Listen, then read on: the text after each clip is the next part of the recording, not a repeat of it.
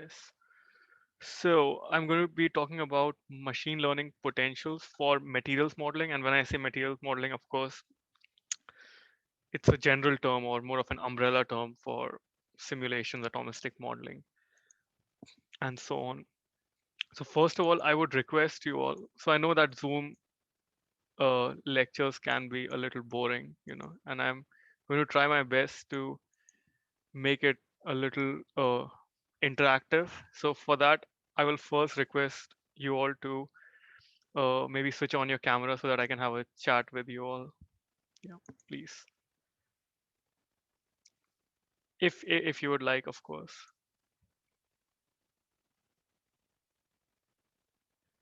All right. We have Hanwin. Hi. Hi, Yeah. So Hanwin, where are you from, and what are your expectations from this course or from these two uh, hours? I'm from China. I just basically joined. Sure, but so from this course, why are you interested in this talk? What would you like to learn today? I'm not very sure. Okay, Just to learn a bit of everything. I see. All right. And Juan, you, what about you? So there are like Hello, many. Yeah, hi. I come from Imperial College and All right. from the Department of Chemistry, and I joined this course just to learn some basics about fitting classical force field, and Hmm. because my current project dealing with um, dealing with the some kind of large molecular systems, and Right. I currently I don't really find a suitable classical force field for Right. my system. So you would be interested in maybe at some point developing machine learning potentials Yes, or using maybe them. fitting my own All force right. field. And from that perspective, are you more interested in understanding, let's just say, the procedure of training these potentials, or you're more interested in learning about the applications of these potentials? Maybe some technical details about So that's what you're more how interested to in. fit. Okay, I see. And what about uh, Gustavo? What about you? Which aspect are you more interested in? Yeah, I'm particularly interested in how do you regress the data Right, using machine learning. right, okay, Because in my project I also have to, I right, mean, I will use machine learning a bit, mainly right, for regression, so I would be interested into that. right, okay. That sounds good. And Isaac, Faye, Guan, what about you all? Chi, somebody please.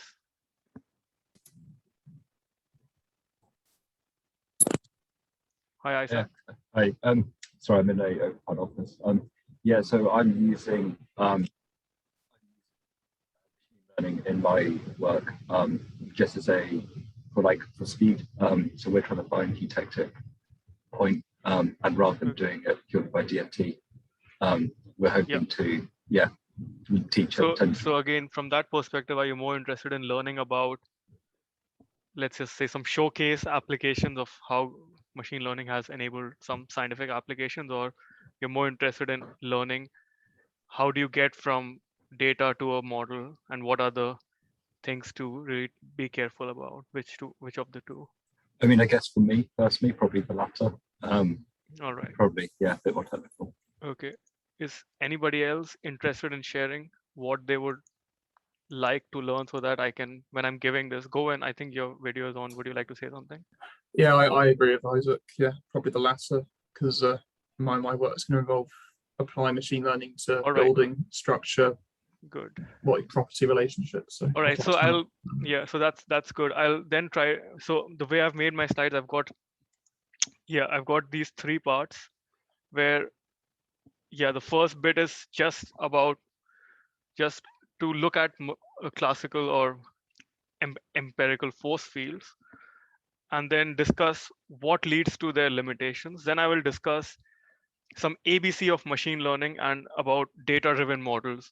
In general, for example, if you just stop thinking about molecules and materials for a second and just treat the problem as a mathematical problem of fitting a curve to to high dimensional data. So we'll talk about that. And then I will go into detail on machine learning potentials, and I'll take the case of one particular framework because each framework is different, but I will also discuss similarities across all the frameworks at the end. And then I've got some slides on applications, and I've also got a tutorial for you all. So let's see where we are at that point. But I've got a feeling that maybe part 2 would be the most interesting for you all.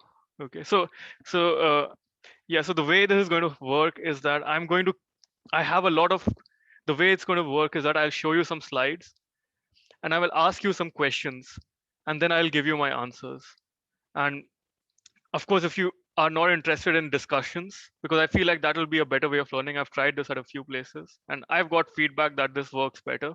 If it doesn't work for you all, please tell me. I can just speak and you all can listen. But I feel like maybe we'll learn a bit more. Yeah. And probably you all already have some idea about this. Yeah. Given that there are so many talks on machine learning. Okay. All right. So yeah, if you have any question at any point, just interrupt me. Don't feel shy at all. Okay. All right, let's get started then. Okay, so in general, if you are interested in learning at any point about the theory of theory behind statistical learning or machine learning, I highly recommend this book because it doesn't necessarily start from neural networks. It starts from basics of pattern recognition, probability, and so on, and then gets to more advanced topics. And then if you're really interested in deep learning, then there's this classic book from MIT Press, which also has an open source version, so you can get it for free in an HTML format online. So these are the two books that I would recommend. In general, if you're interested in machine learning, and for machine learning for modeling, there are many reviews that I will share at the end. Some recent reviews have come up. Okay, so to begin with, of course, I guess we all know about this dichotomy, that yes, I mean, generally, I mean, if you consider, let's just say, ab initio simulations or ab initio methods, then the length of a simulation or the size of a system that you can actually study, uh, that depends on the cost of an energy and force evaluation, because that's what drives your molecular dynamics. And of course, given this at least n cube scaling of ab initio methods and the large prefactor as well, you can't study very large systems just with DFT. And of course, for that, you have to go along this route where to increase system sizes, you either QMM simulations, or you have some reactive force fields or non-reactive ones. And then at the end, you have coarse graining where you lose the atomistic detail of things, but of course you can even simulate viruses. But at that point, you're really asking whether how much this really looks like my real system. So the way machine learning helps here is that it reduces the cost of ab initio calculations. There are many ways in which people interpret. Some people want to develop all-purpose force fields with machine learning. So the way I use it is just as a means to reduce the computational cost. But of course, you can also develop all-purpose potentials with machine learning. And the idea here is that since we are getting to the situation where we've got high accuracy and we can actually simulate decent system sizes, hopefully we can study scientific problems that we could not and make some progress. And again, it really boils down to that in order to have good understanding of scientific problems, we need to have high accuracy, not just, and this accuracy, again, there are two aspects generally.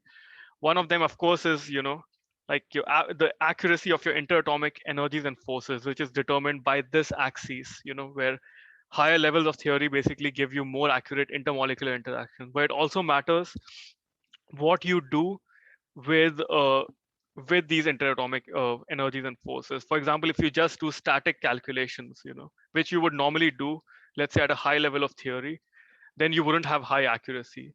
So basically what you would ideally like is to have fully anharmonic simulations while you're treating all physical effects at a very high level of theory. And the hope is that machine learning will allow us to get there. Yeah. All right, so physical models and the limits. So for example, here is, let's say, a force field for molecular or biomolecular systems. And as you can see, the way this has been constructed, I mean, you basically break the potential into various parts and you try to have a physical understanding of different parts. For example, a simplified model of a molecular system is that, well, you have bonds, which lead to vibrations. Vibrations are like springs, so let's have a harmonic term for bonds. Same with angles, right? I mean, you have basically average angular angles and fluctuations about those, so we can also model that using this. And then you have dihedrals, and you know that basically if you rotate a methyl group, then you get a particular profile, so you could fit that, to uh, to basically this particular functional form that we are seeing. And at the end you say, well, we have charges, so there has to be some electrostatic interaction. Let's assume that it's just classical point charges. And then this is where some quantum mechanics actually comes in, because classically you would never have a dispersion interaction, and we know that dispersion scales as 1 over r to the power 6. So let's add that and a repulsive term. So basically the way you treat physical models is that you try to look at the problem and break it down into simple models, and then you say, well, let's try to find parameters of these models which can give us a good understanding of the system. Yeah. Now let's change the system to something else. For example, this is an ionic system. We no longer have molecules. So now the concept of bonds and angles, etc. I mean, you could construct bonds and angles, but these are very different bonds from what you would have in a molecular system. Therefore, for example, this is an example of an EAM potential, where yes, you do have a pair potential, but then you also have a many body potential. And the way you physically interpret this, so the model that is being used here is that, well, this is just the energy of embedding, taking an external atom and embedding it in a matrix of other atoms, and that's how you think of it. Well, if I can find what is the energy of a given atom due to everything else, and you sum over that, that gives you the energy of, and you sum over all of that, that gives you the energy of an atomic or an ionic system. There are many different ways of doing this, but my point is that in all cases you're trying to come up with a simple model. And then there are some things to ponder about what could be the limits of these models.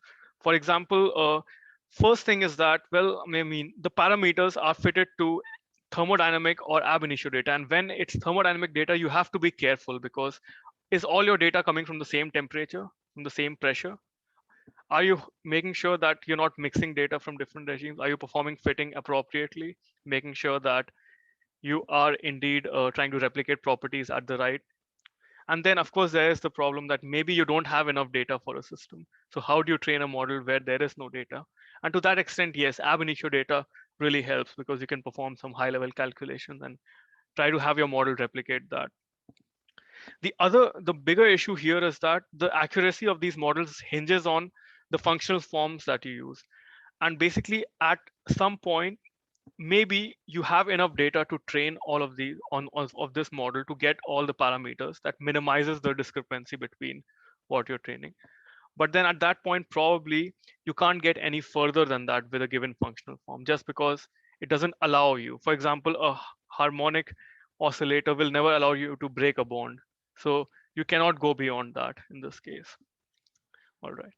And then, of course, the last one is that transferability to a different system could be a problem, because, well, I mean, yes, water can be described like this, but when you have water inside a protein, it might also take part in a chemical reaction. So these are all parameters of the local environment, right?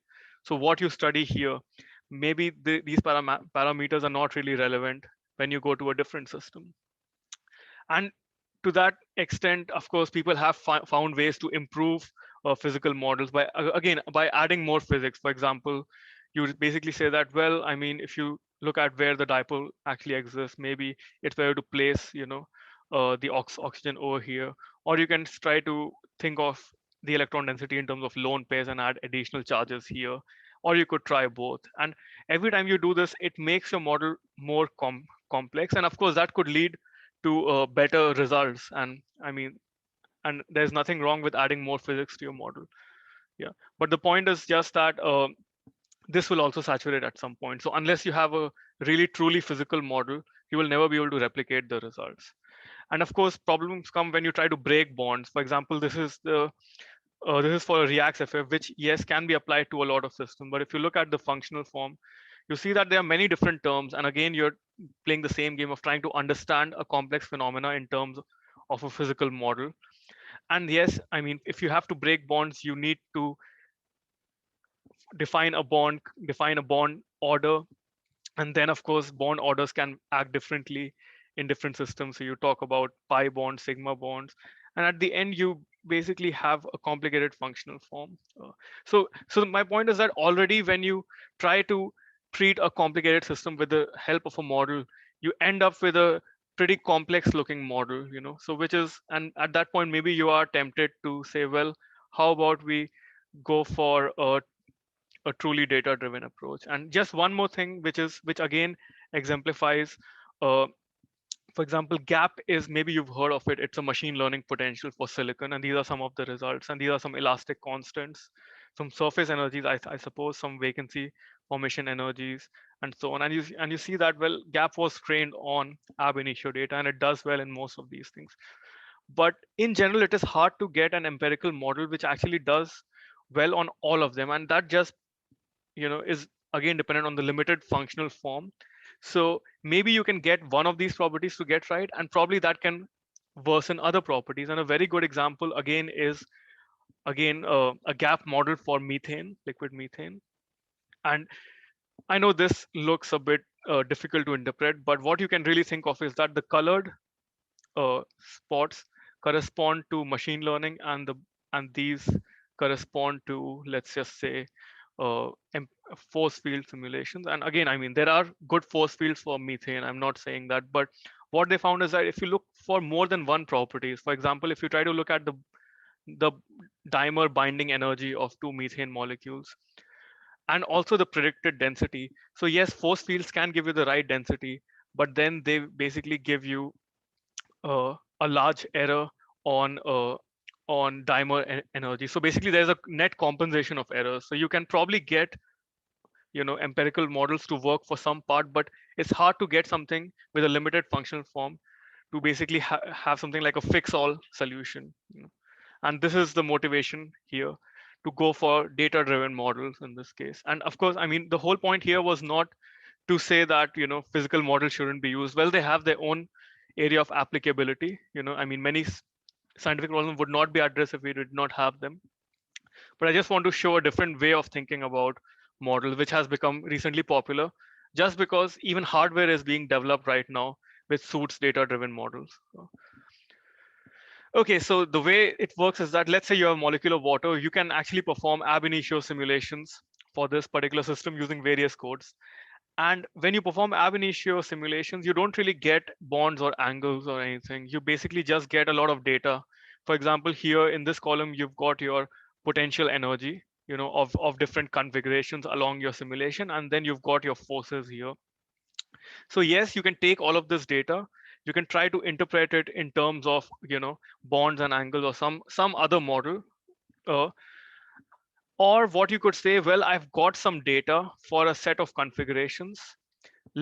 What if I have good enough sampling already, and what if I just interpolate on the basis of this? And you basically shift the focus of the problem from trying to get a good physical model to trying to make a good interpolator.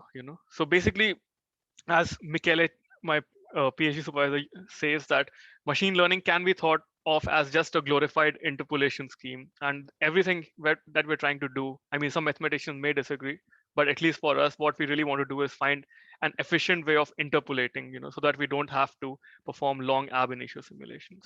Okay. All right, so just some basics on fitting data to curves.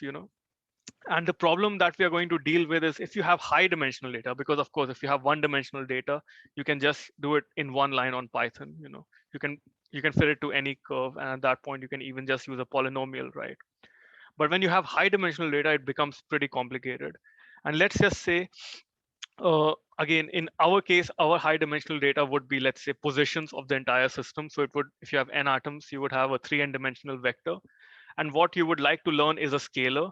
And in this case, it generally is the potential energy, because if you have the potential energy, you can differentiate it, you get the force. If you have the force, you basically can run a simulation, at least an NVT simulation. All right.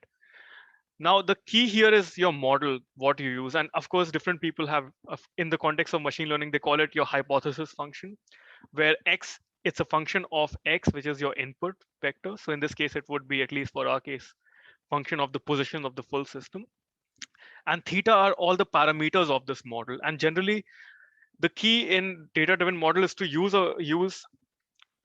at least a model, or you modify your features in such a way that they are flexible enough to learn any functional form. So that is basically, and there's also something called a universal approximator theorem, which allows you to understand which functions can actually approximate any function in the regime of infinite data, and so on.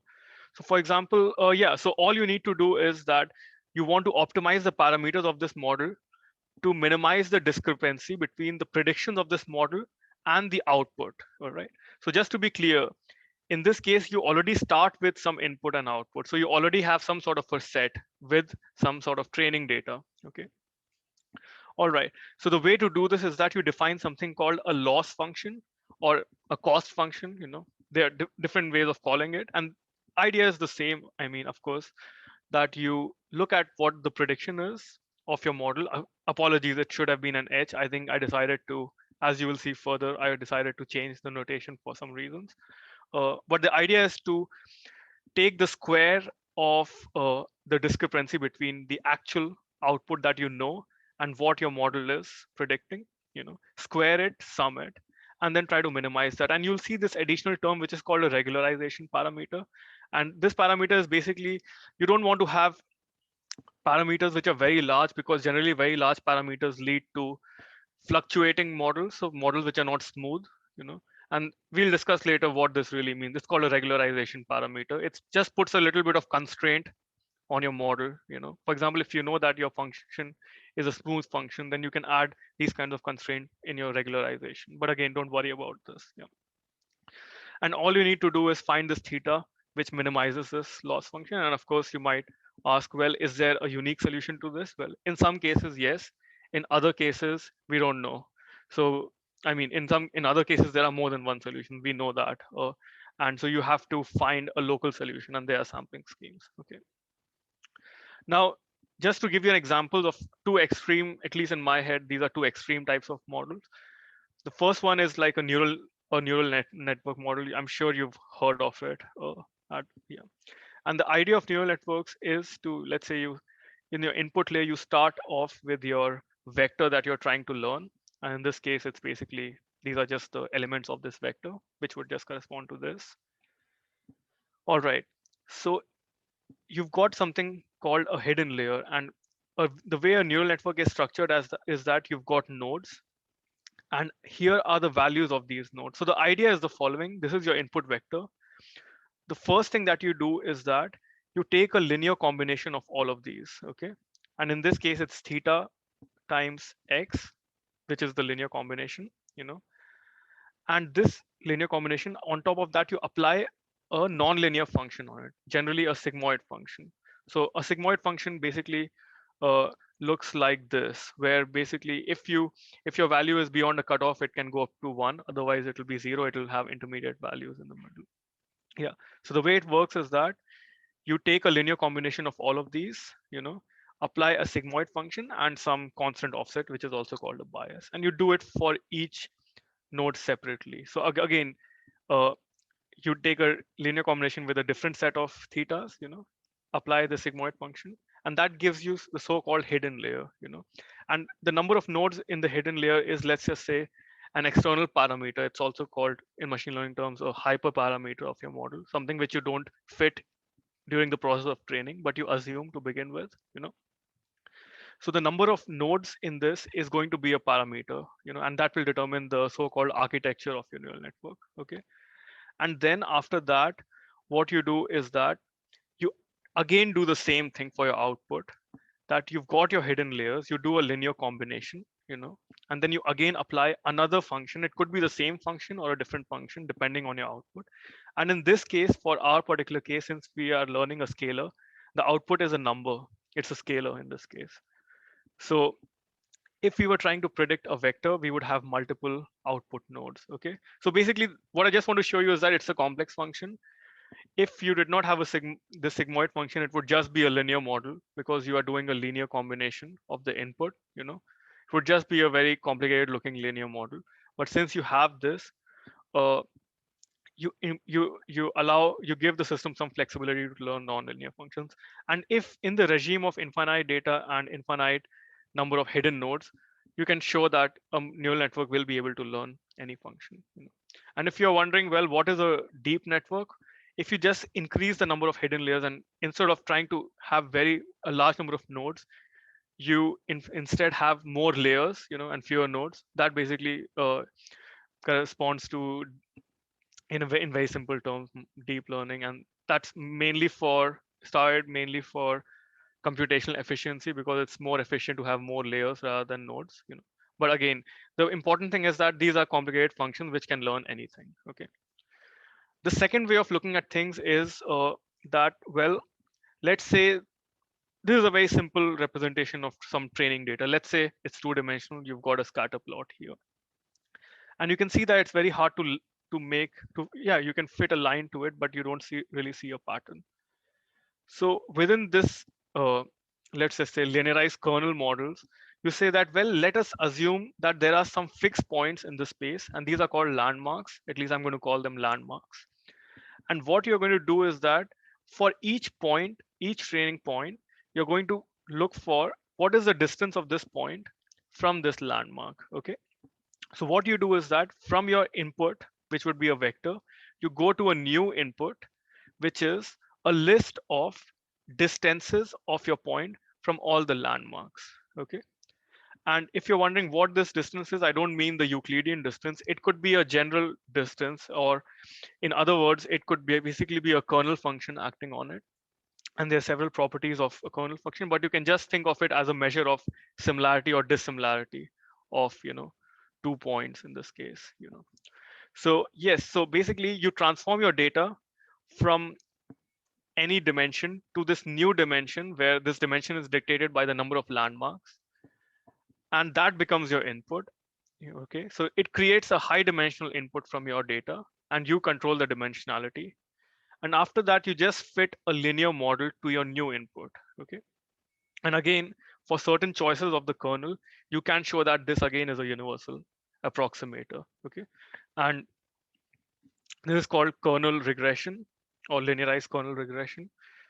There is another way of thinking about this, the same thing, and that's called Gaussian process regression. So the gap model, you can think of it as a Gaussian process or this, but the idea is the same, that in this case, your model is very simple, but you embed all the complexity in your input. So you do a pre-processing of your input into this new space, which is where all the complexity lies, such that in this new space, you can fit a straight line. So, okay, so you don't really have to get into the details of all of this, because I just want to give you an idea of how you can learn any function.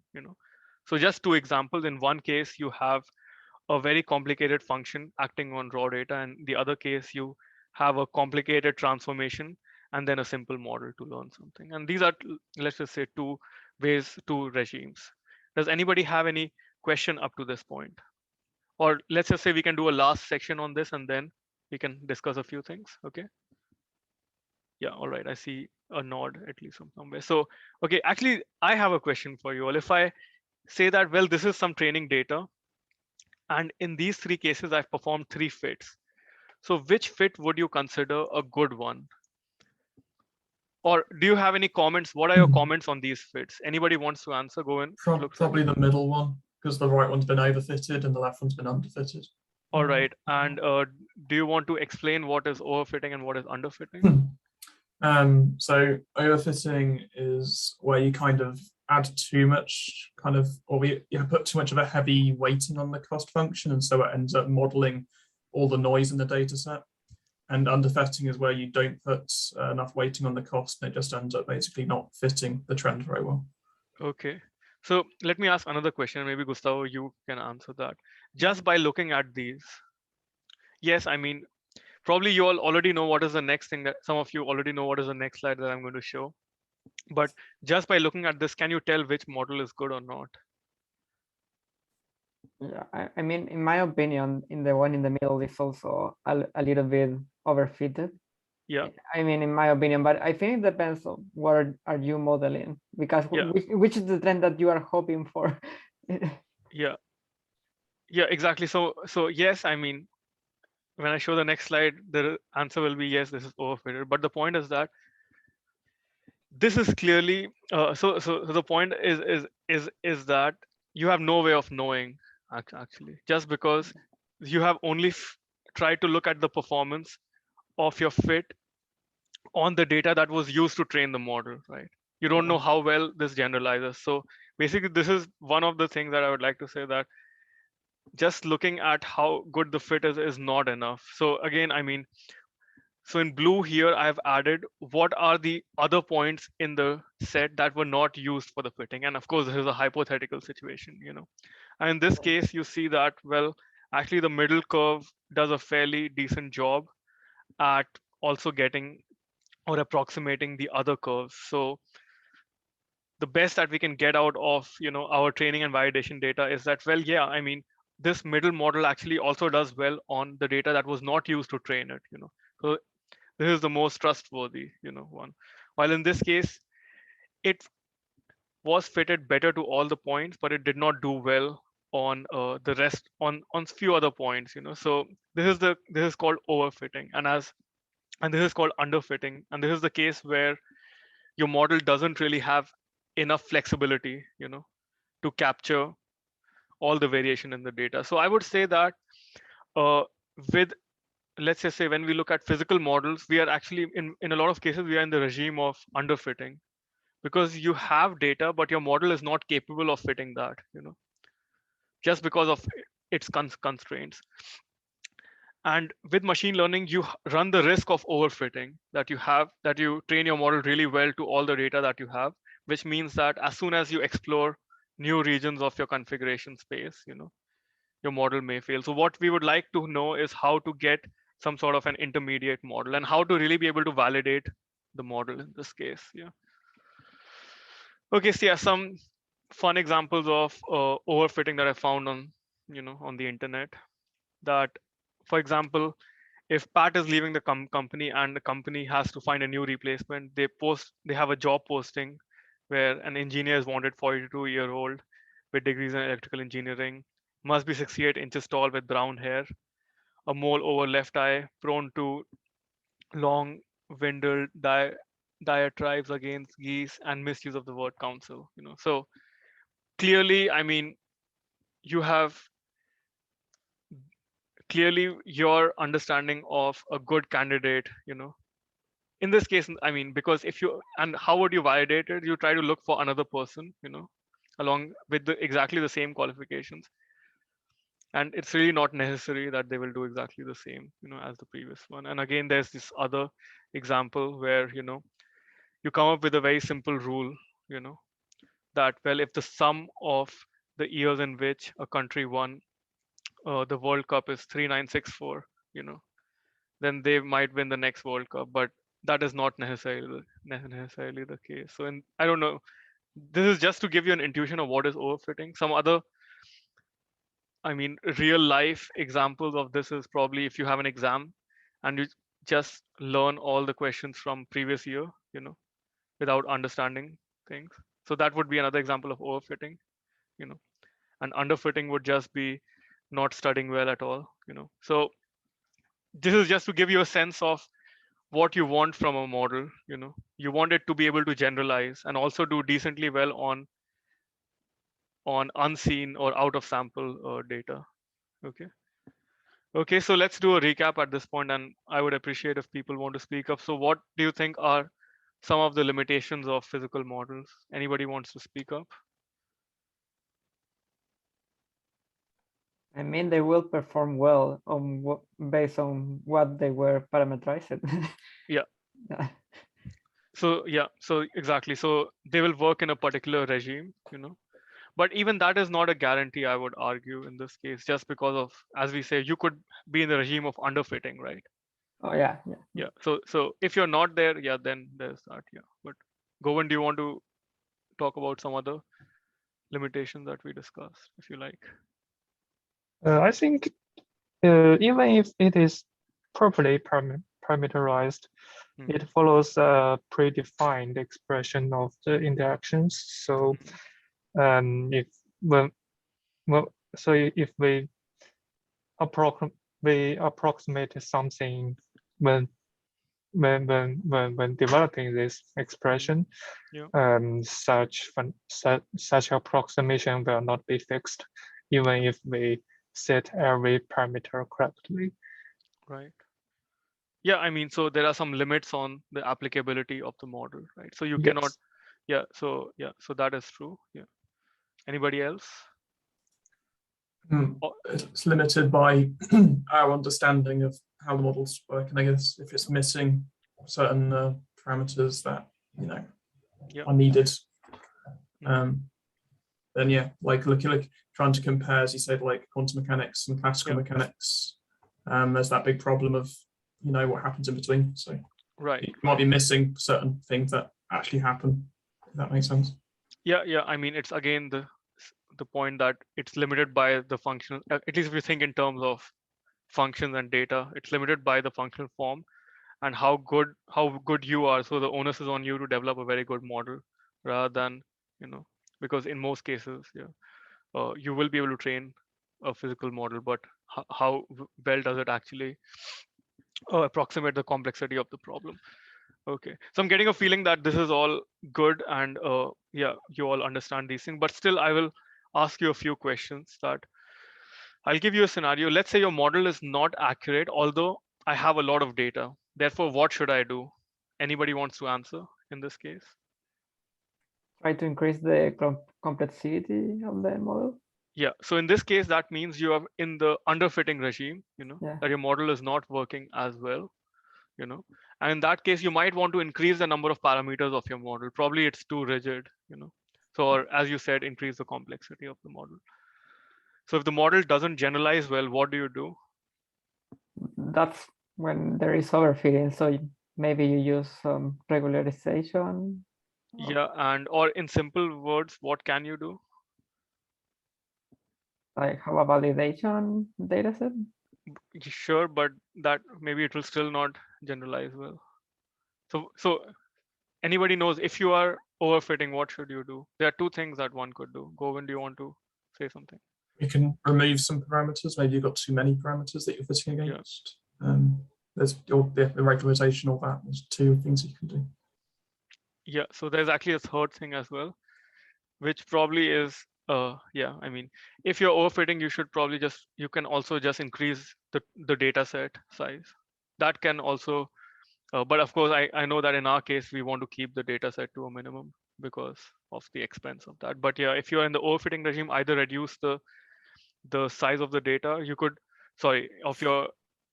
decrease the number of parameters. You can do that either by penalizing certain parameters or by just manually reducing that, or you just increase the amount of data that you have, which is how things are going these days.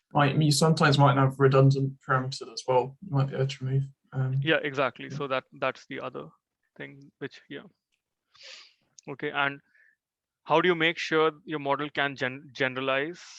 I mean, I guess yeah, That's the validate with the validation. yeah, that's what I would say. So yeah, I mean, if you're in this regime, try to increase the number of parameters. If you're in this regime, either add more data so that you can overfit to more data,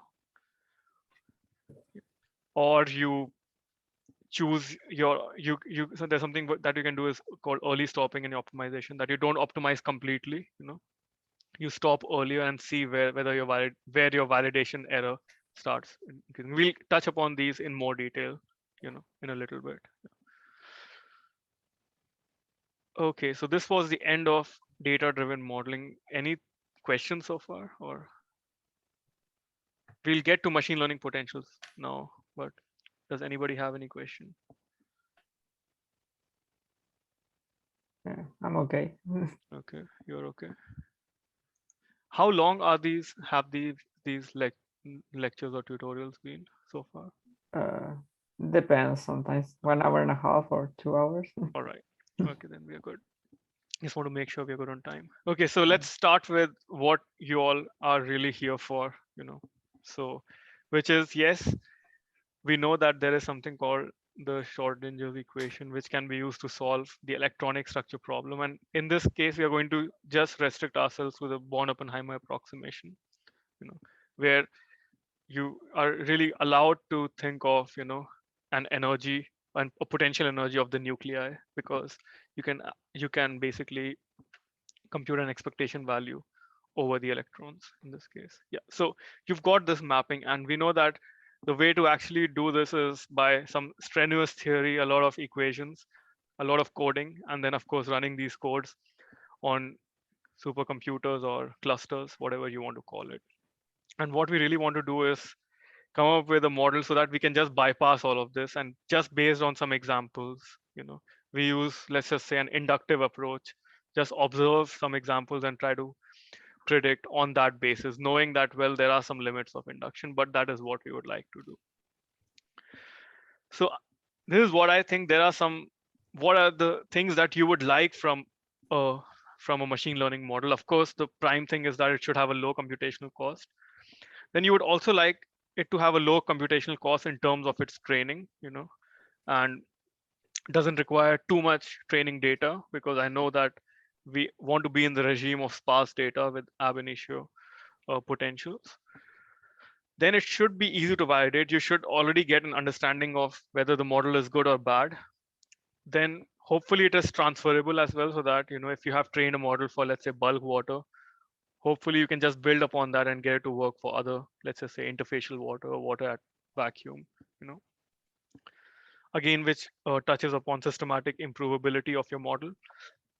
Then this is pretty important, at least for me, which is favorable scaling with system size, because this is what kills DFT. This is n cube or n4 scaling, and potential empirical force field, when you have electrostatics, they scale as n log n, which is basically like n, So that really allows you to do large system size. And ideally, you would like to construct your potentials in a way that when you increase your system size, the cost doesn't explode, And of course, you would like to have a good implementation, but we all know that now even hardware is being built such that, machine learning can be performed, and that's where all the clusters are going. So that, and yeah, and there are good codes to use machine learning, so that's probably fine. Okay.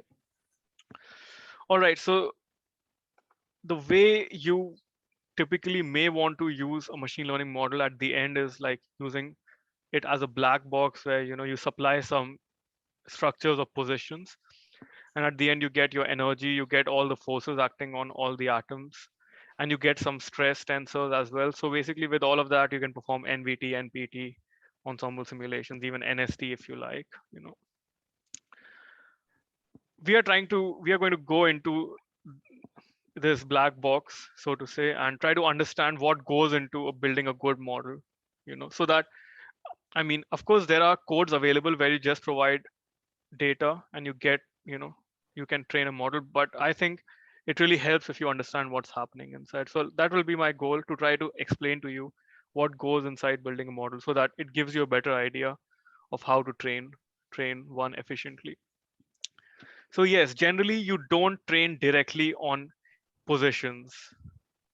You don't, yes, you provide that as an input, but the neural network potential that you would have, or a Gaussian process, generally does a pre-processing, and it takes you from the positions to so-called abstract features. And as you'll see, they're not that abstract. You can understand some things about it, actually.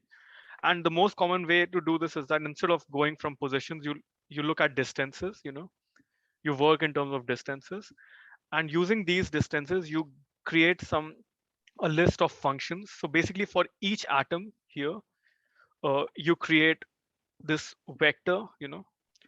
So if you have n atoms, you create n vectors in this case. And what are these vectors, and what does this correspond to? Well, you've got all your distances.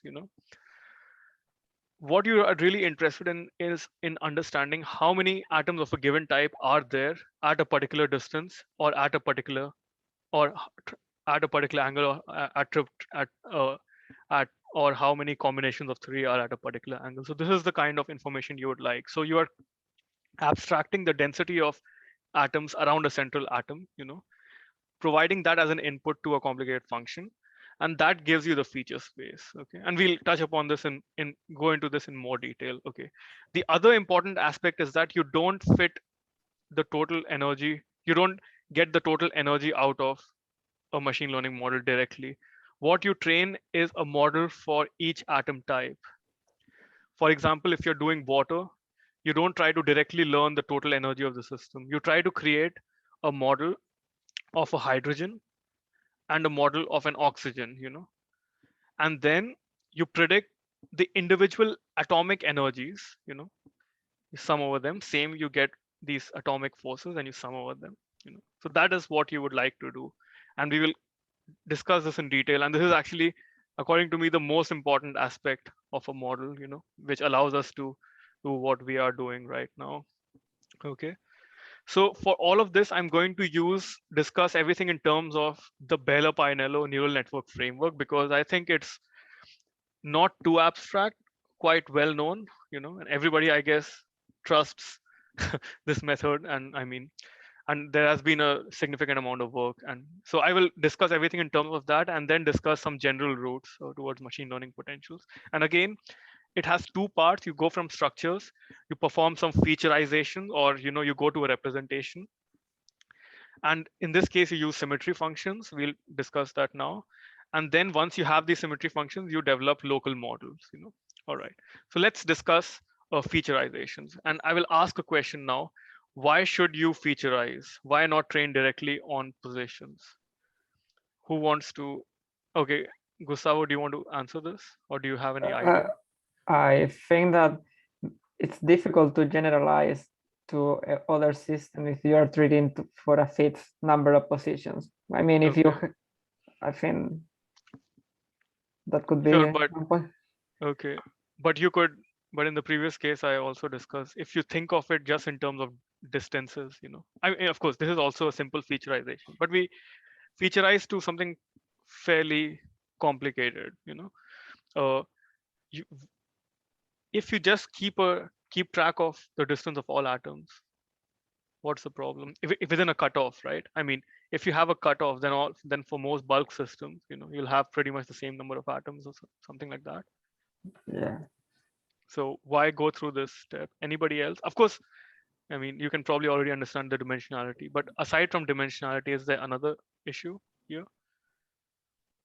Who wants to go in? Do you have any idea of this, or do you, I mean, we can think about it together, I mean, I was going to say the same as Gustavo. I see. Okay. No, which is a fair point. That's actually one of the reasons. Yeah. Yeah, I'm not sure. Okay. What about the magnitude of the number? Because I have read that can be important when you are training a model. Yes. So normally when you do machine learning, you have to pre-process the data to make sure that the variation is the same. Yeah, that could be one of the reasons. But you could also, let's just say yes, but there's more to the answer than just that. Juan Yu, if I'm pronouncing it right, do you want to say anything here? I'm not very familiar with the scheme, but I guess but I guess it might be to make the input data more readable for machines. Yeah, I mean, that's just another, I mean, that's what features are, to make them. But I was hoping to understand what exactly, could be the specific problems. But let me discuss that then. Okay, so here I've taken a few water molecules, and I've, in this case, all I've done is that I've moved them around, rotated them, and just put them here. And these are, let's say, some positions. These are exactly not the exact positions here, but I've constructed different positions here. Now, what I want to really tell you is that if you translate your molecules, or if you rotate them, that's not going to change the energy of the system, right? So actually, if you compute the energy here, that's all the same, basically. So this is a bit of redundancy that your potential energy is translationally invariant in the absence of external fields. It's also rotationally invariant, right? Now, yes, you could make your model, your machine learning model is capable of learning a constant function, but the question is why? Why not provide this information, directly to the model so that it doesn't have to learn the symmetries that you already know, right? Okay. So for example, one very simple pre-processing that you could do is that instead of looking at this vector, you could work in terms of distances. So this is the distance of the oxygen from itself. This is the distance of the oxygen from the first hydrogen. And this is the distance from the second hydrogen, right? And you see that now they're all the same, So basically your model will treat everything the same way, So it won't really have to, you won't spend time trying to learn something like translational or rotational symmetry that will be directly encoded. Could there be an issue with this particular, let's say this is a feature that you want to use? Could there be another problem there? Anybody wants to say something? Or can you think of another symmetry that we are possibly missing out in the system?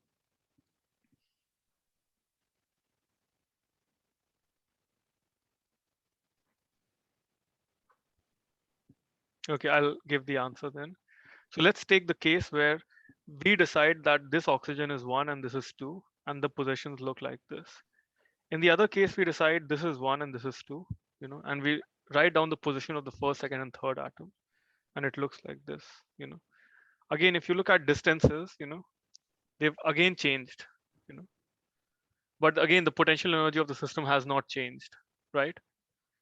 So this is called permutational symmetry, that if you take atoms which are alike and you switch them, it doesn't change the energy. Your energy doesn't depend on the labeling of the atoms, right? So this is another, and you don't want your model, if you have basically swapped the position of two identical models, you don't want your model to try to learn that because you can also provide it by default, So again, so this is the main role of symmetry functions, to encode. This is why they're called symmetry functions, that these functions are invariant to the symmetries of your potential energy or whatever the function that you're trying to learn. Yeah, okay. So I'll try to explain in the Berer-Pinello framework some examples of the symmetry functions that I used. And the first one is called a radial symmetry function, And I would like you all to look at the functional form carefully. I don't want to brush it aside as some complex function that I want you to look at it carefully. You've got a cutoff function here. So first of all, anything beyond a cutoff, this will go to 0, okay? So in this case, I think 6 angstrom is the cutoff, and these are different values of eta and rs. And you see that in all the cases, this goes to 0. So first of all, it will only encode information up to a cutoff, okay? Now, second thing is that you've got exponential of minus eta rij minus rs squared, okay? What does this mean, Well, I mean, if you remove this is basically a Gaussian, right? This is basically a Gaussian. If you consider this as a function, sorry, if this is x and this is x0, then it's a Gaussian centered at rs, and of course you apply a cutoff function. Now, an extreme way of thinking about a Gaussian is a delta function. Like if you really make your Gaussian very, very steep, it becomes a delta function, So, and this is just, I'm asking you to think about it like that, just to explain to you what this could mean, So what you're doing is that you're sitting on a central atom, And if you think of this in terms of delta function, it will count to 1 only if an atom J of a particular type is at a distance of rs from it, okay? So in some way, if you compute this function for all values of rs, very, very fine, it will basically give you an estimate of how many atoms are there at a given distance rs, from a particular central atom. Is this clear to you? Up to a cutoff of a cutoff, in this case, that would be 6 angstrom. Is there anybody who doesn't understand this? Please ask me right now. I can explain it once again. Just got a question. Is this Yep. to define what atoms are bonded together? Is that the idea? Or So it goes beyond. So since we are doing data driven, we are not even thinking of bonds here. Of course, Okay. yeah. So of course, if you consider if you consider a water molecule, and you consider an RS of close to the OH bond, that will kind of count the number of OH bonds. And the advantage of using this Gaussian here instead of this is that it allows you to count in a window, so to say. If you, in very simple ways of thinking, you instead of asking, okay, how many atoms are there at this particular point, which answer would be 0 because of finite, infinite number. But what you're really asking is, in this range, how many atoms are there? And it's not really the count; it's just a measure of that. In this case. Okay, so the way it works is that you construct a lot of symmetry functions. For example, and in the next slide I will show you that. But for example, to featureize your input, you would, let's say, construct all of these symmetry functions, and let's just say your input would at least have 1, 2, 3, 4, 6 dimensions, and each dimension would tell you the number of oxygen atoms, let's just say, from a given hydrogen atom at a particular distance, or a measure of that. Okay. Now, if you just use radial symmetry function, and it's radial just because it has no angular information, it doesn't matter whether your atom is here or here, or maybe next to it. They'll all count the same way. It doesn't have any information on angular, on uh, on directionality, and we know that for chemical system, directionality is important. Of course, if you had inert gases with Leonard-Jones, probably a radial distribution or something like this would be enough, because we know that Leonard-Jones is a good enough approximation for those functions. But for anything more complicated, for example, hydrogen bonds are very directional, we need more information, and it's basically going to be the same way. These are called angular symmetry functions. Okay, and in this case, again, these functions are sensitive to, again, they have okay, let's just say, okay, the way this function has been constructed, it will decay, as your atoms go further and further. Okay, so if you have 3 atoms, 1, 2, if you sit here and you have 1 atom here, 1 atom here, that may contribute. But if you have 3 atoms further away, they may contribute less. So you're giving more weightage to atoms which are closer, three body correlations which are closer, which seems to be intuitive based on some sort of chemical understanding of systems, right? And again, this is just going to give you a measure of, the number of triplets, at some angles, at a particular distance. So it has both radial and angular information. And in this case, you would see that at least if this had something like theta ijk minus theta s, then you could really pinpoint and go along a particular theta, right? But in this case, the way it has been constructed, it seems like it will give you a maximum when this triplet is actually 180 degrees, and otherwise it will have some values. There are many ways of constructing. This is not this is not the only angular one. I'm just showing this to you just for the sake of explaining it to you, that all you're doing in this case is that you sit on an atom, you count, or you get a measure of how many atoms are there, at some angles, at some distances, and you probe a lot of angles and a lot of distances, and that becomes your feature space.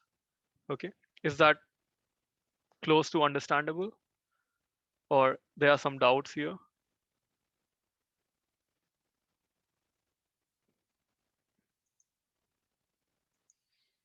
Okay, so then the first question is, why do you think we use a cutoff? And I would like one of you to try to answer that.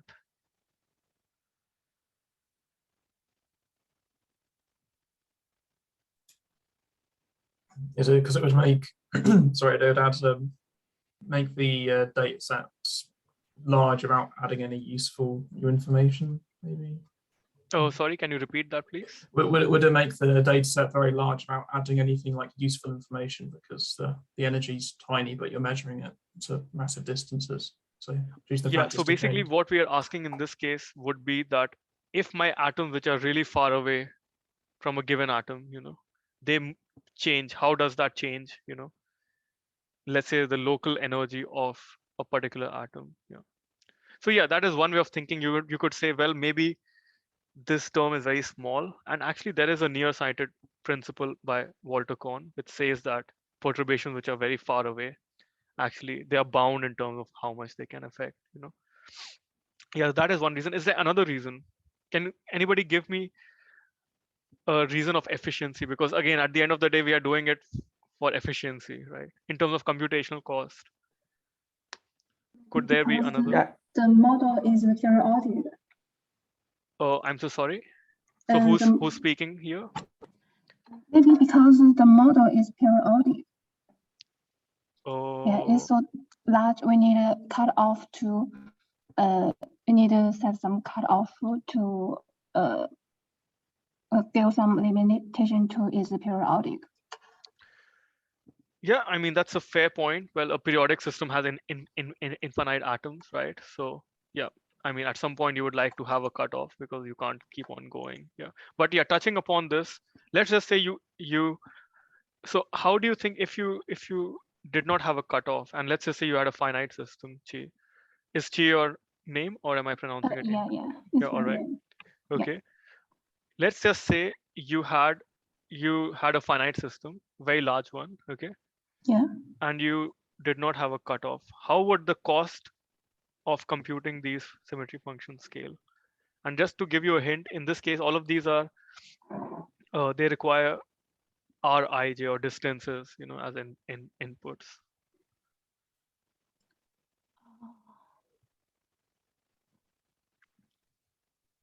Is it n square?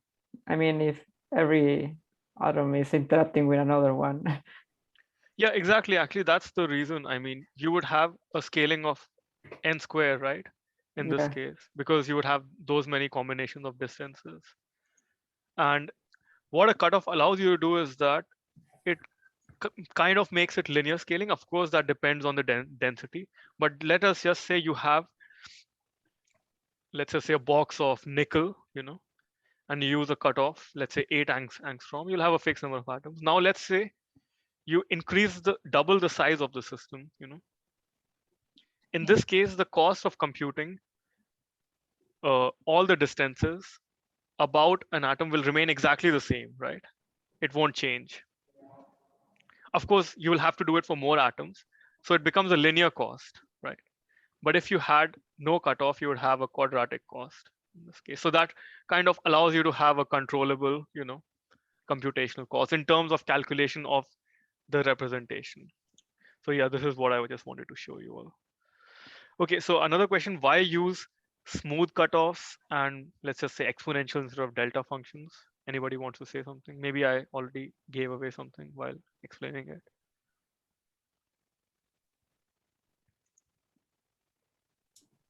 Didn't you say this before, isn't it? Because you can't define exactly where an atom's going to be. It's more of a probability. So you want more of a gradual function to try and account for that. So yeah, that could be a matter of efficiency, right? That you don't want to probe too many particular, let's just say in this case, RS values, right? You would just consider a range. Is there any other reason? And in this case, I would like to ask you to think about what you're trying to fit. You're trying to fit a potential energy in this case, right? A potential energy surface is generally smooth, So does that give you a kind of a hint of maybe you would like to expect some particular features or like traits from your representation? Anybody wants to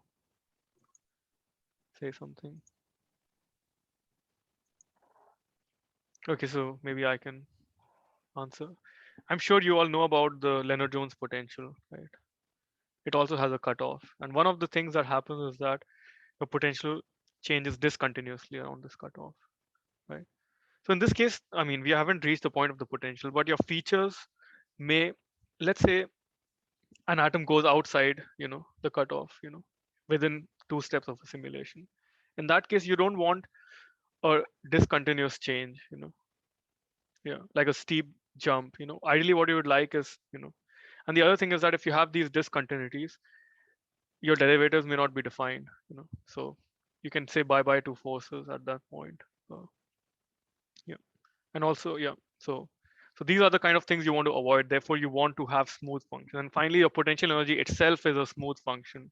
So you would like to encode that as much as possible through your representation. The last thing you want is your features to go haywire when you move your atoms in a sensible way.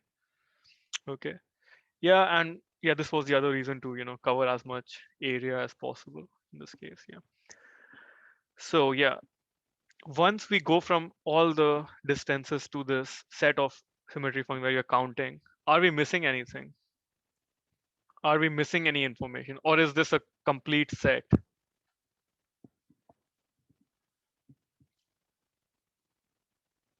What could we be missing here? Okay, which means we are missing something. So yeah. I think we miss some long range properties out of the cutoff radius. Yeah, that's one of the things. Yeah. And I'm not sure whether when we approach to the cutoff edge, whether the information will lose because of the data converge to 0 when we approaching the radius. Okay, I'm not sure if I understand this point. Can you repeat that? I'm not sure whether when we approach to the cutoff radius, whether the data will become No, I worse. mean, Okay. okay, I'm not sure about that, but let me ask another question. Let's say, yeah, I mean, you can have long range effects, but my question is, that's a problem of the cutoff, right? If you Yeah. have a cutoff, you will going to miss out long range effects, My question is, when you go from the knowledge of a central atom and a lot of, individual atoms in a cutoff, and you go from there to this way of counting atoms or approximating the density of atoms, in particular region, are you missing some information? Or can you, if you know this, can you always go back to, that's not the best thing, but at least locally. In the sense, is this a, is, do you retain all the information while going from here to here? Or do you lose information? For example, if you just treated radial distribution functions or radial symmetry functions, you would lose all the angular information, right? Therefore, you have these three body or angular uh, symmetry functions to also have that.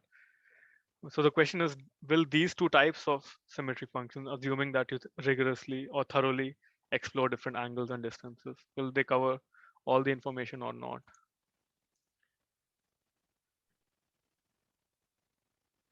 Well, I think we didn't lose anything as long Okay. as we get a proper equation for. Okay. All right. Anybody else wants to say something? Yeah, I think it would, because you kind of just conversed it from, you just kind of produced, oh yeah, radius and angles that should represent all the positions, surely. Yeah. Um, Okay, so let me break your hearts by saying that actually you are missing some information. And this is at best a three-body correlation function. And of course, one could argue whether a three-body correlation function is enough. And in most cases, it is. But if you really wanted to split hair, actually, this is not a complete set. And you are missing four body information, where if there's a unique way of, expressing a potential energy in terms of simultaneous variation of four atoms, such that it cannot be thought of it as a combination of three body and two body effects. That information you're missing. I'm just saying that this is something for you to know. Maybe this will have no bearing, but it is important to know that this representation is also not perfect. There is no free lunch, So that is just something I want you all to know. Yeah. And of course, I mean, this is again related to this nearsighted. Maybe for most cases we are fine because of this nearsighted principle that yes, you can work in terms of a cutoff, and so on. But it's still important to know that you have two sources of error. At least one of them is from the use of a cutoff, which maybe is not that much of a problem because of Walter Cone, and then you've got this problem of not having explicit for body and correlations in your, but maybe these are not, for most cases this is not the problem. Let me break it to you, but you should know the limits of your model. Okay. All right, so just to give you an example of what a feature space actually looks like, so for example, if you have this system, I'm just going to show you some exemplary symmetry functions of a hydrogen atom here. Let's just say this one. So you have to create a number of radial and a number of angular symmetry functions. Sorry, these, I wanted to list angular ones. It looks like I did not change them, but please forgive me for that. Okay. For instance, you will first define HH radial symmetry functions, again, which will kind of give you a measure of how many hydrogens are there around this region, Again, then you create another one which counts how many are around this region, then another one around this region, up to, you have to be convinced that you are thoroughly, measuring the density of atoms, using these functions, Then you have to repeat the same thing for oxygens, And in this case, since oxygens over distances are larger, you could probably use a longer one, distance between successive RSs. And once you have exhausted all combinations of atoms, in this case they're only hydrogen and oxygen, then you start looking for angular ones. And again, there will be more parameters, So you'll do HOH, then HOO, and HHH. And for example, for water, you never really have to do HHH actually, because it's not necessary to take them into account. But for the sake of completeness, you have to take these into account. So the dimensionality of the representation of one hydrogen atom in this case would be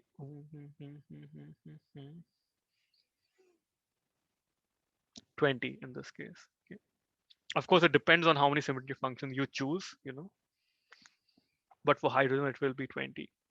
For oxygens, it can be different, You may require a different number of symmetry functions, But no matter what the system, the dimensionality is independent, of what system you are, of the number of positions in your atom. And again, I wanted to ask you, what are the advantages of that?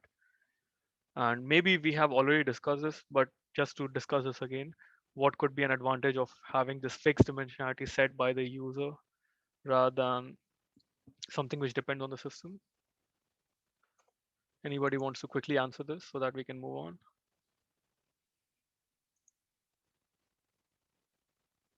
Or is this slide clear? Do people understand what a feature space of hydrogen will look like? Or is this, did I go over very quickly?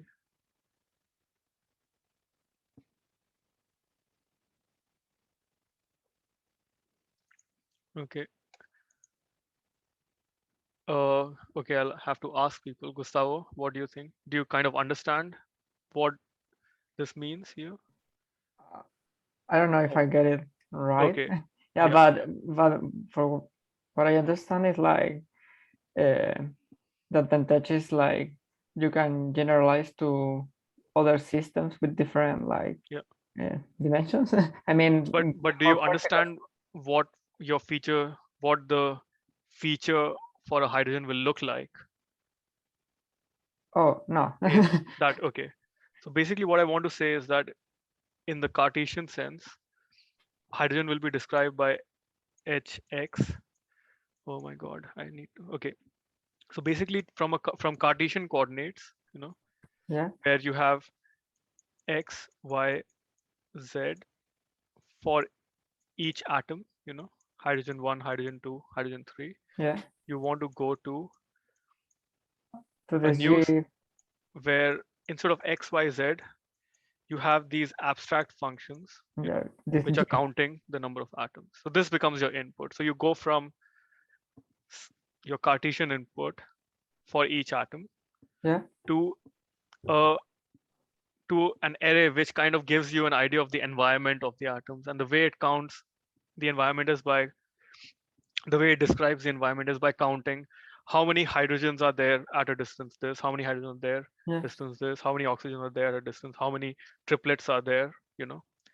So this is how you define the environment of each atom, and that goes inside the neural network in sort of position. Is this clear?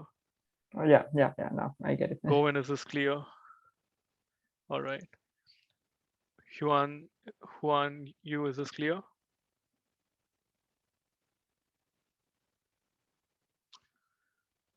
Okay, I'll assume that it was clear in that case. Yeah. Okay, yeah, so this is yeah, so this is yeah. Of course I'm struggling now. Yeah, so again the question was going to be what is the advantage? And the advantage that I'm going to tell you here is that, for example, since this has a cutoff, you know, it kind of gives you a data-driven way of describing the environment. And even if you just had water here or water in a biological system, you know, you could define the environment in the same way. You know, you can also count, in that case you could also have a count of carbon atoms or nitrogen atoms and so on. And of course for bulk water all of them will be zero, right? So again, this allows you to comprehensively describe the chemical environment, and this is going to make these potentials transferable, you know, that even when you use them in a biological setting, if there is no carbon around, it will still try to predict the energy of the water molecule or a hydrogen atom or an oxygen atom on the basis of what data was provided for bulk water, you know.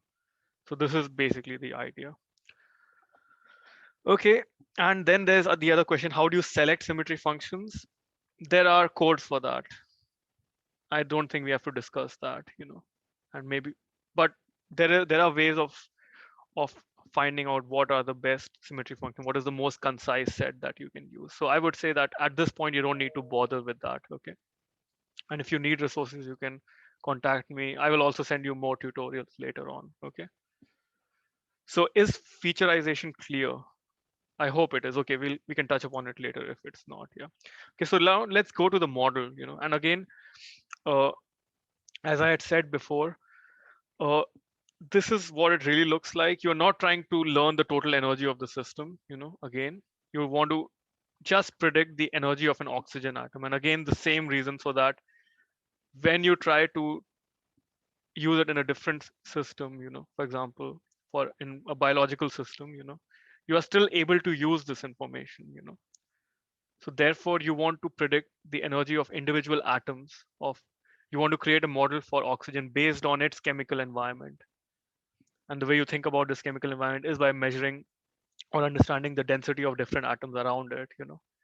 And the hope is that if you have enough data, you know, you will have a complete model of an oxygen atom in the presence of other atoms. So that's why you create, you know, local models, and the total energy that you get is basically the energy of all hydrogens, and this basically takes as an input the environment of a hydrogen atom described by all the symmetry functions, this vector g, you know, for a given atom hi, you know. So for a different hydrogen will have a different set of symmetry function and different environment, you know, consequently a different local energy, you know. And once you have all of them, just sum it all up, you know. So the local environment determines its local energy. Again, this is based on this nearsightedness principle by Walter Kohn, that this is hopefully enough. And as we'll see, it is actually, it works pretty well for a lot of systems, you know. And then the sum of all the local energies is the total energy, and same for forces, variables, etc. So what are the advantages of this local construction? Anybody else wants to say something? What could be other advantages, maybe that we have not discussed?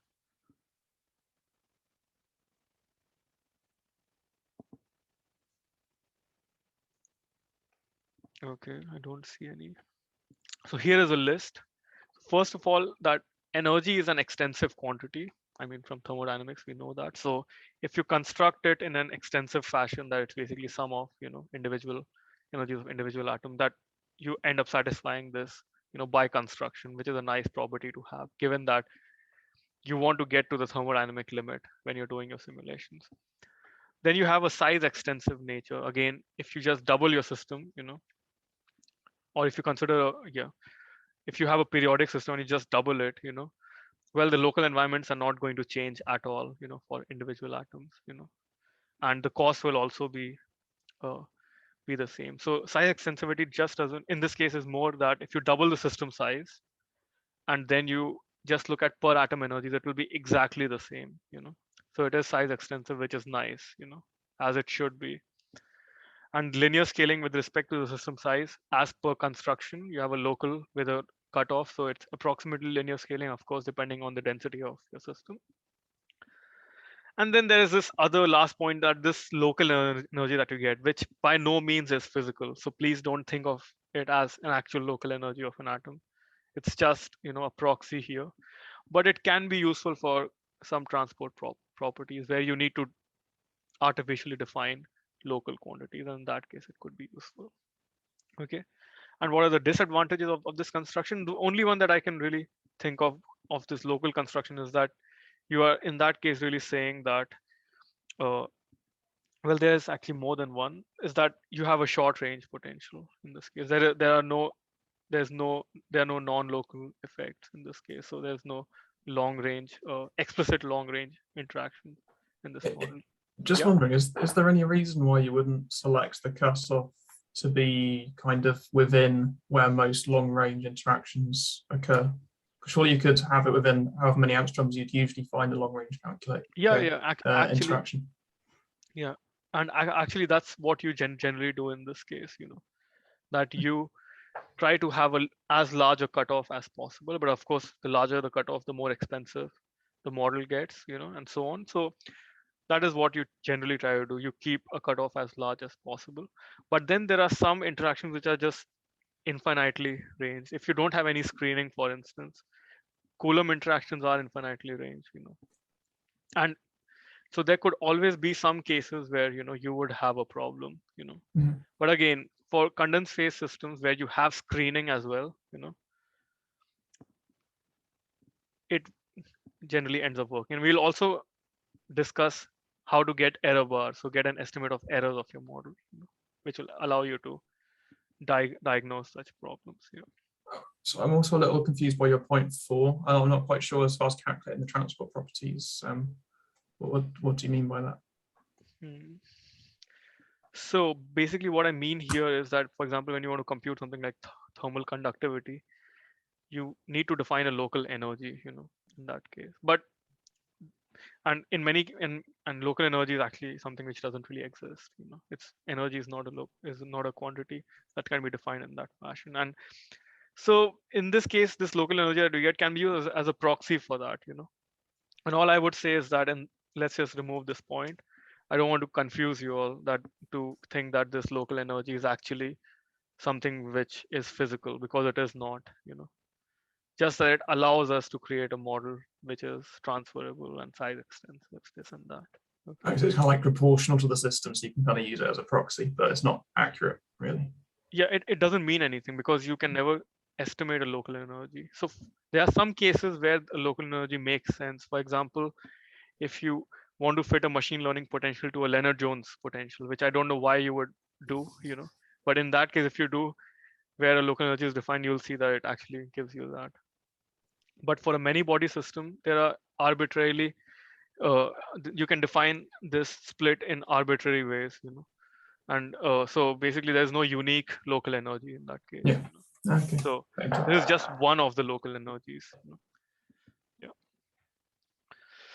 Okay, so let's go further. Let's go to the point of training and validation, right?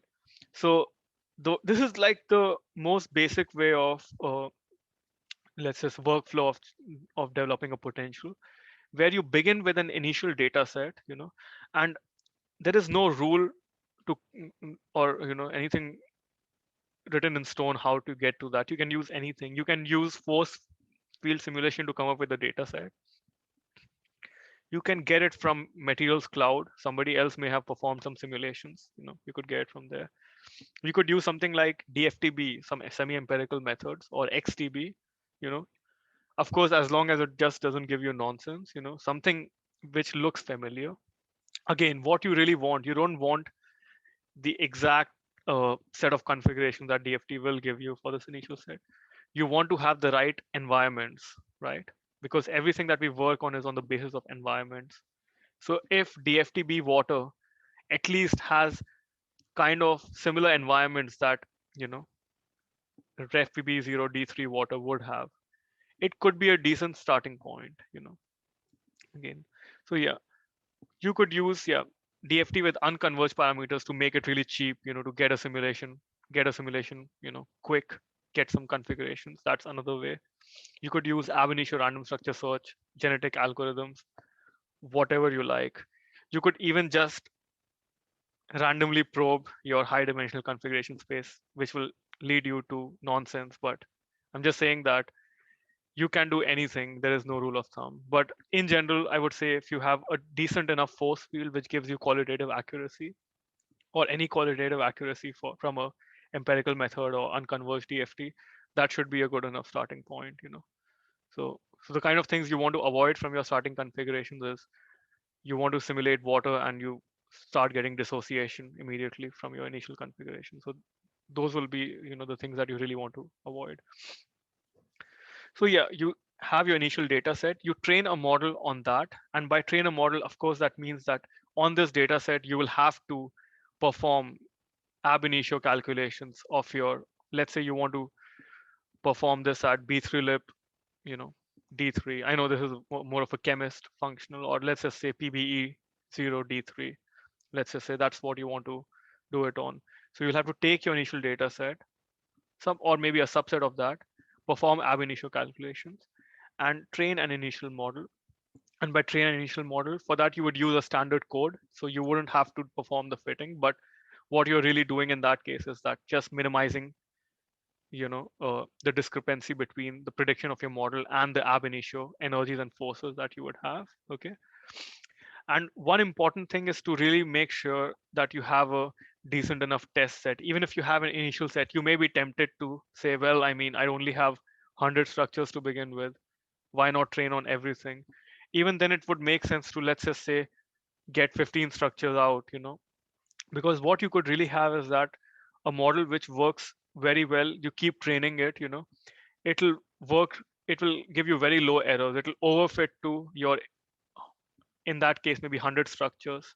But when you run some simulation later on with it, it will not be able to perform very well, it won't generalize. So in that case, it is useful enough, especially when you don't have that much data and you're likely to overfit, you know. In that case, it is useful to split your data set into a test set, you know, or a validation set. And in that case, really plot this errors of your in your training set and test set, which most codes give you, you know, as a function of iterations of your optimization of your model. And then only select the model, because you can usually save snapshot of your model. Select the model where the test set error is the smallest, because at that point, you know, even so at that point, you are fitting data to what you have, and at the same point you are able to have decent accuracy for data that's not being used to train the model. For everything beyond that, yes, you are fitting really well, you know, but then you're not able to generalize. It doesn't work on, you know, the data that is not being used to train the model. So it's very important to make sure that you choose this point, you know. And then again, uh, so generally the next step is that once you have a preliminary model, you do this validation here, and then you perform some more simulations. Let's just say you want to simulate water at an interface. You had an initial set which comprised of some of them. You try a simulation, you know, and what you will see is that if you just get a pool of structures that you would have, so either your simulation could explode in this case, or what you could have is that if you train more than one potential, you know, you would see, and if you plot the predictions of the model, you would see that in some cases all the models will really disagree, you know, while in other cases most of the models will be in good agreement. And the reason for that is that neural networks are actually, they work really well in the regime of interpolation, but when they extrapolate, the variance can be very high. So this is a good way to test, you know, whether this particular configuration has local environments which were in your training set or not. And if you are getting this kind of a behavior, you should add this, and maybe you would add a few of them, you would get better performance. And then you add these as well, you get better performance. So this is a way of successively improving your models. So it makes sense to train more than one models, also to get explicit uncertainties, as you would see. So yeah, you basically just have to cycle around a few times, from your initial set, train a preliminary model, make sure, if you want to do these steps carefully, make sure you aim for something which can generalize, uh, and then keep running simulations, keep training, getting more data. And at a certain point, you would be satisfied with your model. And in that case, you would want to look at this RMSE of your energies and forces, and we'll get to the point where I'll tell you what could be reasonable values. But yeah, that will give you some sort of a way to estimate, okay, our model is able to predict DFT energies and forces up to a reasonable accuracy. Okay, this was the training. Is there any question here?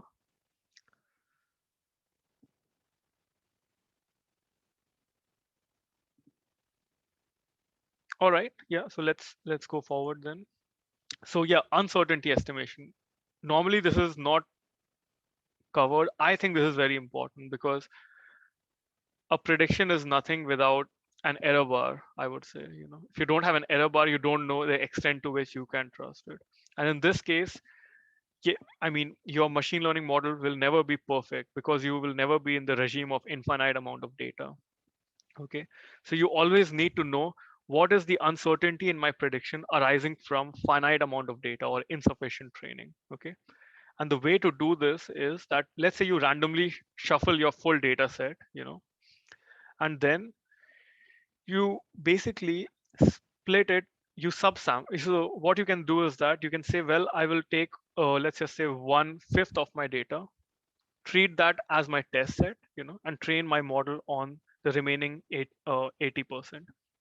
And the next model, you would take out another set of 20%, and train a second model on the remaining 80%. So basically you keep removing certain parts of your training set, and you train new models. So this is called subsampling, that instead of using the full training set, what you do is that you train on, let's just say 80% of your set, and you train different models which are trained on different subsets containing 80% of the data. Okay, and then at the end you will get m models. Let's just say this number is 8. Let's just say you train 8 models.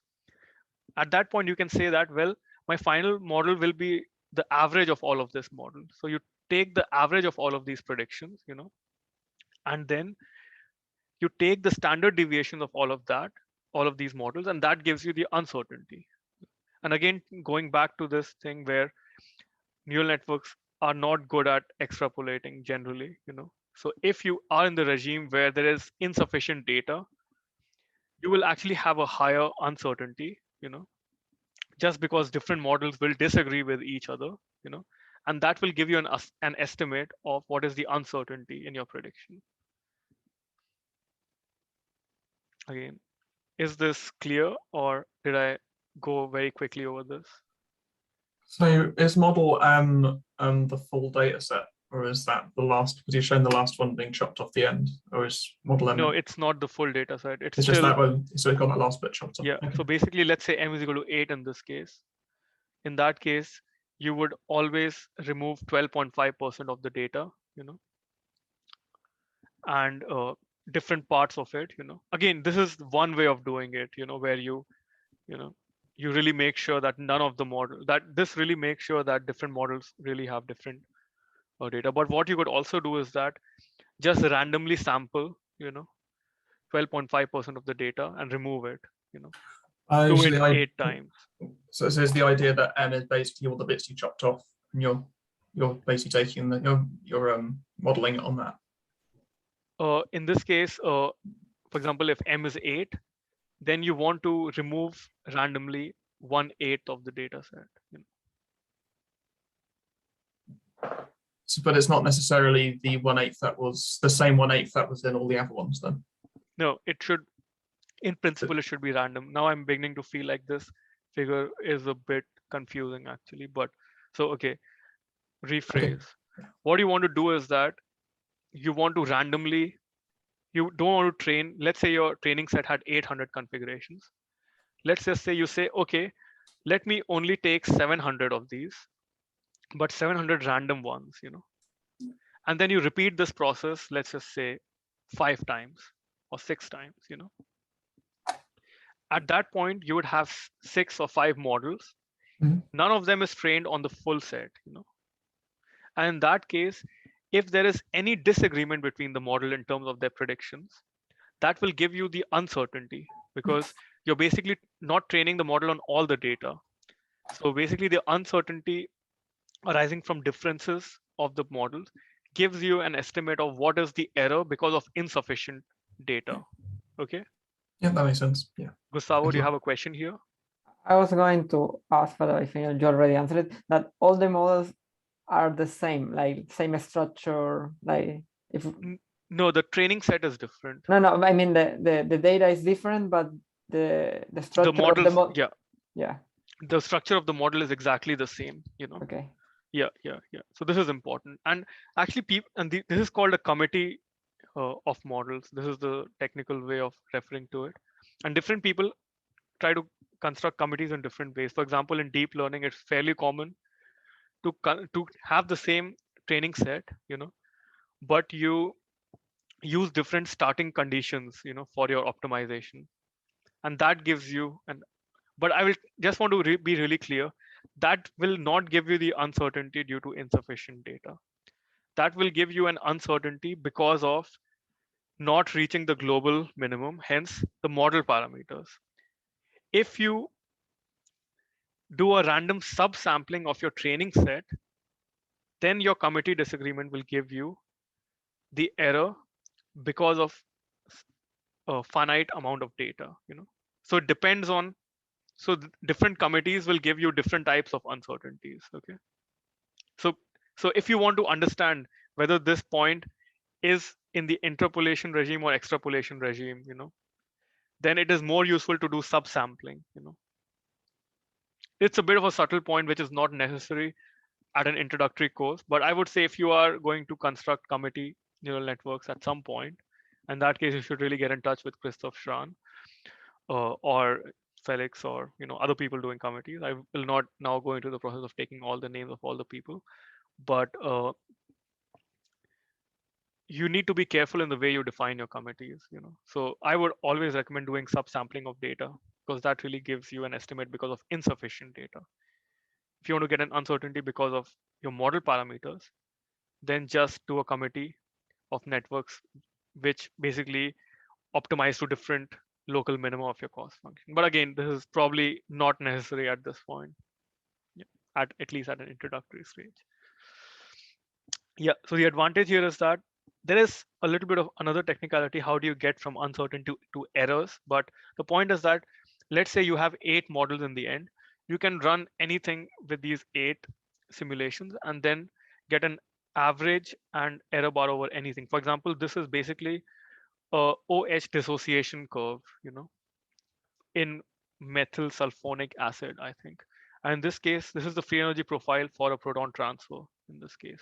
And you can see that this is very nice because you can see that the red region gives you the uncertainty. And as you're breaking a bond, you see that the model becomes more and more uncertain. And the nice aspect is that you're not really treating it as a black box. In this case, you know. So in case you want to, you get some values of, let's say, the pKa, you will be also able to get the exact error bars on that, and you will be able to know, okay, this is the confidence interval of my prediction. And if you add more data coming from this region, you will probably be able to reduce this error bar. So that really gives you full control on your model. Instead of treating it as a black box, you have full power and understanding of what is the uncertainty of my model, and that allows you to do reliable simulation with machine learning models, because I guess what most people are really afraid of is, well, we don't understand this. How can we even trust the results? Well, if you do your error analysis right, you can actually get an estimate of how much you can trust your results. Okay, so this is something I highly recommend. So a brief summary of the whole thing. Yeah, you will eventually use it as a black box, but it is useful to learn about these because we learned a few things, right? For example, going from structures to features. And what we learned from this is that it allows us to have, let's say, a computationally efficient model by the use of cutoffs. Again, a local model allows us to have, let's just say, transferability in this case.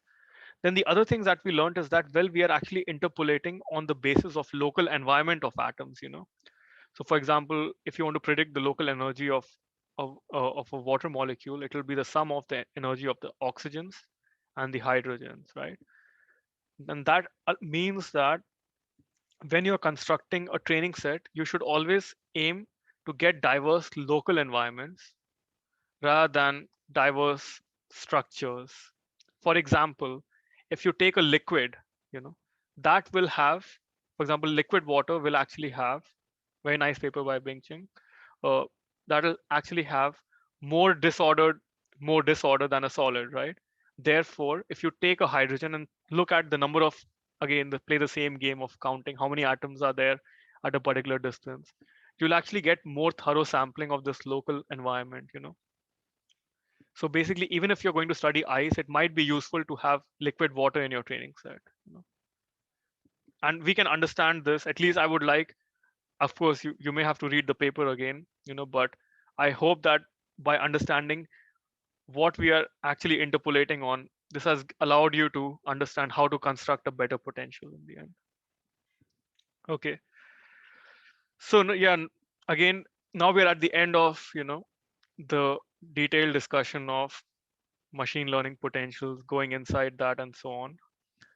And again, we can get back to these things that, yes, we wanted to have all of these features. So let's discuss. Yeah, I mean, low computational cost. Well, I mean, I think I can tell you for a fact that potential is much cheaper, orders of magnitude cheaper than a DFT calculation, especially for large system sizes. Is it easy to validate? I would still say yes, if you are doing your error analysis right, and if you always make sure to have a test set, you should be able to validate. And at the end, you should always do an out of sample validation, which means that you get your model, you run a simulation. On the basis of your simulation, you pick some random structures, compute your DFT energies and forces again, and understand again. And that really allows you to validate well. Transferable to different systems. Well, again, just because we have a local construction and just because we have cutoffs, we can work in terms of local environments of atoms, and therefore, even if you train on bulk water, if there is a water molecule around a protein which has the same environment, you would still be able to make predictions for that, and hence keep building upon a training set and maybe even get to a model which works in a lot of situations, rather than a model which works just for bulk water. Favorable scaling with system size. I hope I've convinced you that this is linear scaling in terms of number of systems, roughly. Good implementation. Well, I will tell you, if you want to work with Bell-Pinello symmetry functions, and you want to train it, there's a code called N2P2. You should use that. I will send you details of that. Cheap and fast to train. Yes. If your data set is compact, it will take you probably 24 hours to train a potential. Yeah. So in terms of actual time to train. Sources of errors, you have created a local potential and additive potential. So if your system has non-local, non-additive interactions, like, then your potential might be in trouble. But again, for most condensed phase systems, you may not get to these problems. Then lack of training data, overfitting is always an issue. So you should always either try to get as much data as possible or try to always validate your potential, by splitting it. And then this thing about incomplete feature space, where you have mapped your environment in terms to 3 body functions.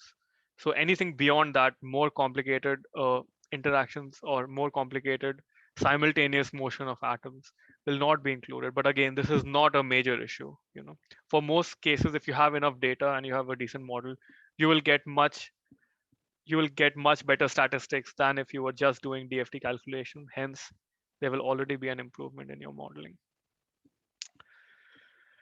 And yeah, I mean, again, I took the case of Bell-Pinello symmetry functions, but I just want to say that, well, I mean, symmetry functions are not the only features that you can develop. There are many others. There's a library of that, and the idea is really to make sure about a few key things that you can start by. Again, this density of atoms, all you have to make sure is a few things that you have this completeness in terms of that all types of correlations are being captured.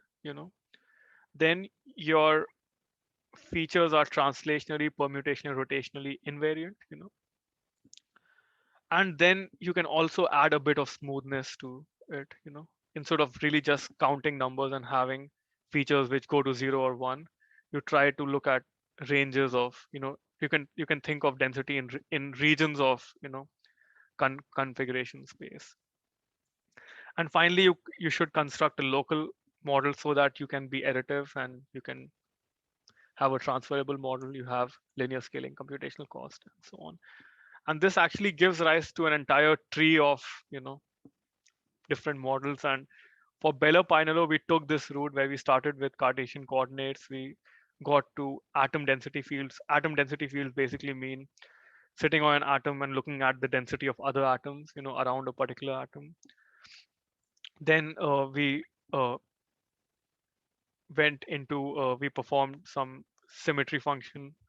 We calculated some symmetry functions, which basically allowed us to get to, in general, these are density correlation features, but you don't have to think about them like that. You can think of them as, counting or a measure of different atoms in different regions of space, which you control.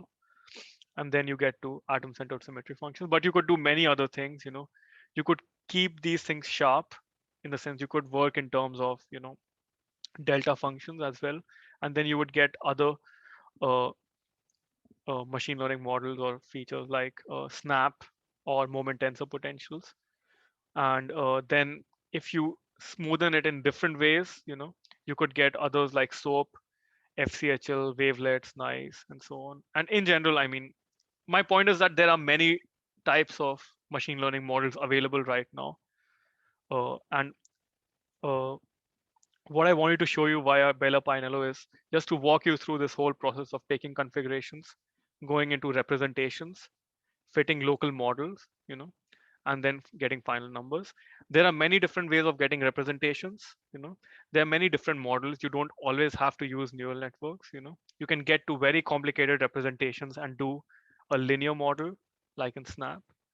You could use a deep network, starting from very simple initial pre-processing. You could do moderately complex models, moderately complex features. And so my point is that you can do a lot of things. But I would say if you're a practitioner, you should try to go for approach which is most easily, which is validated to the best extent, and which will allow you to train a model in the least amount of time. So basically what I'm suggesting to you is, if you are just a practitioner, you should try to go for the most efficient model. Okay. And and so this is where I would like to end the discussion on this, and do we have any questions here?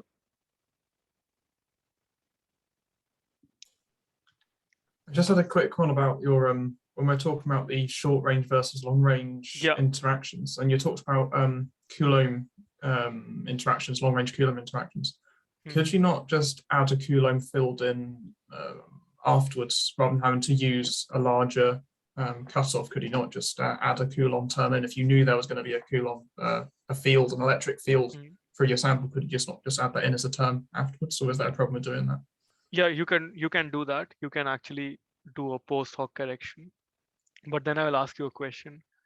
What charges will you use?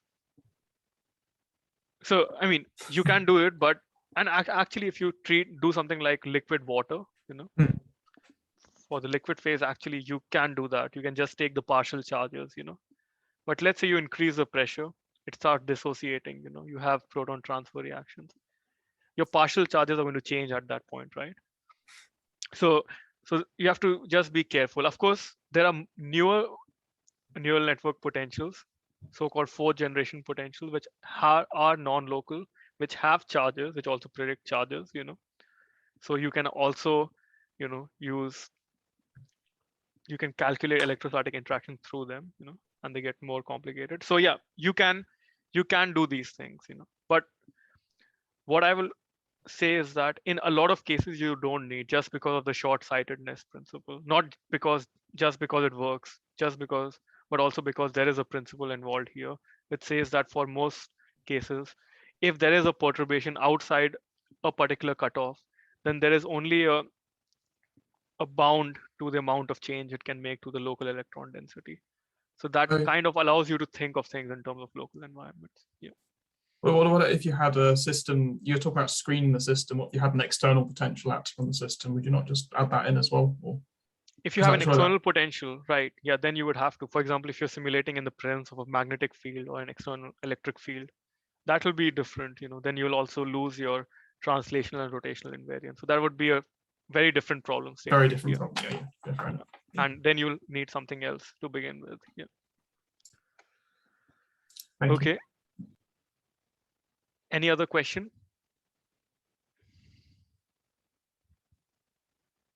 Yeah.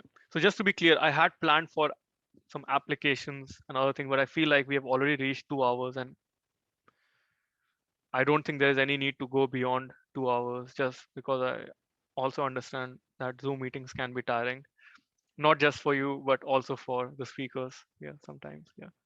So what I can do is that I will share with you some tutorials, on this. You can give it a try. I'll send you some review papers on machine learning potential. There has been a recent ChemRev, which has basically discussions pertaining to different systems, training potential for using different methods, different representation, and so on. So I'll share all of that with you. If you have any questions, you can always reach me. I think you all may know my email ID, because I'm sure that an email was sent, So yeah, so if you have questions, ask me. If you need resources, ask me, but I will already try to send you an email with all the resources and so on. Okay. But currently, do you have any questions from this talk or this lecture? No. Do you feel like you learned something, or does it help you understand how machine learning potentials try to approximate a high dimensional function, and how they try to go in the direction of transferability, efficiency, and so on? Does it help to some extent? Yeah, it was helpful for me, at least. Okay. So yeah, and go on. What about you? I said, yeah, it's been really useful. Yeah, All to right, kind of so understand how you apply it to chemistry. yeah, and again, so basically, I just want to say that I've recently organized a conference where we had speakers talking about all of these methods, and all of them also had tutorials. So in principle, I have a repository of online lectures pertaining to each of these methods and tutorials for each of them.